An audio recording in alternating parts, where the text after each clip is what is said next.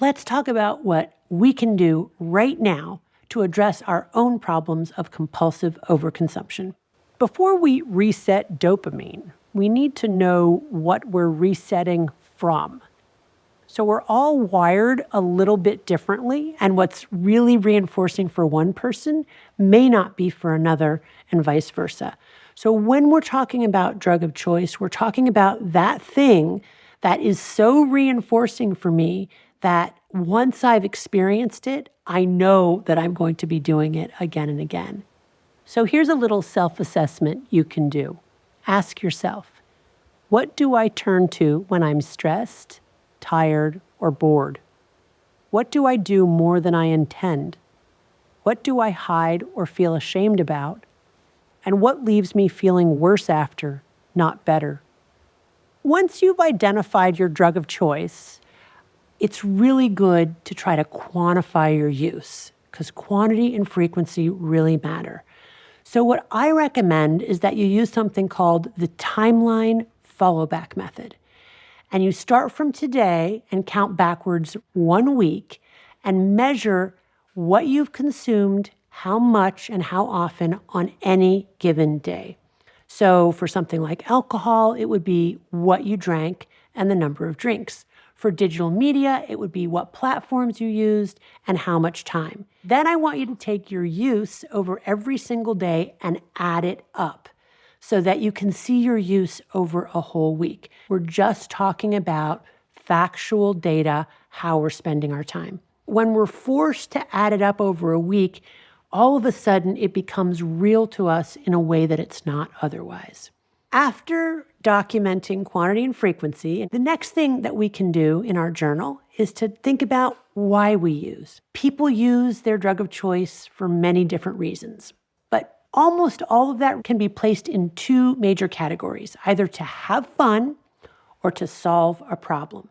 And the problem ranges from everything from depression, anxiety, insomnia, to boredom and simple loneliness.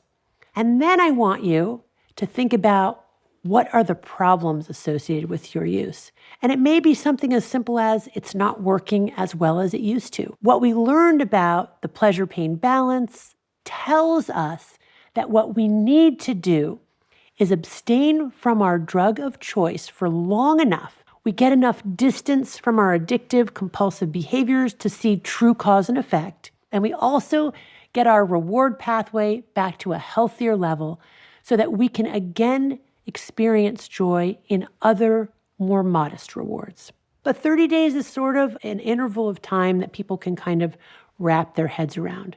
In my clinical experience and also supported by the scientific literature, most individuals, about 80%, who abstain from their drug of choice for 30 days will begin to feel better at that time period. A lot of times when people think about abstaining from something that gives them immediate pleasure, it feels like a punishment.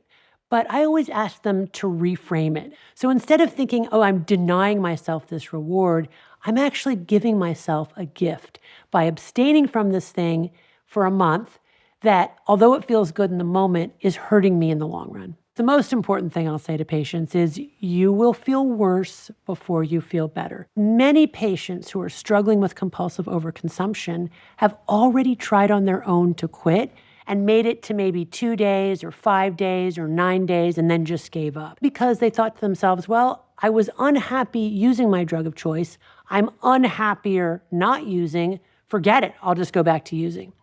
So what I have to hold out to them as a promise is that although you will feel worse before you feel better, if you can just stick with it and get through about the first 10 to 14 days, you will start to feel better. If you again think back to this metaphor of the pleasure-pain balance, when we first take our reward off the pleasure side, we will experience the universal symptoms of withdrawal from any addictive substance, which are anxiety, irritability, insomnia, depression, and craving. As you're going into the 30-day dopamine fast, two of the things you really need to think about are triggers and withdrawal. So triggers, remember, are the people, places, and things that remind you of use and make you want to use. So it's really important to think through what your triggers are, to write them down, and to think about how you can try to reduce triggers in your life.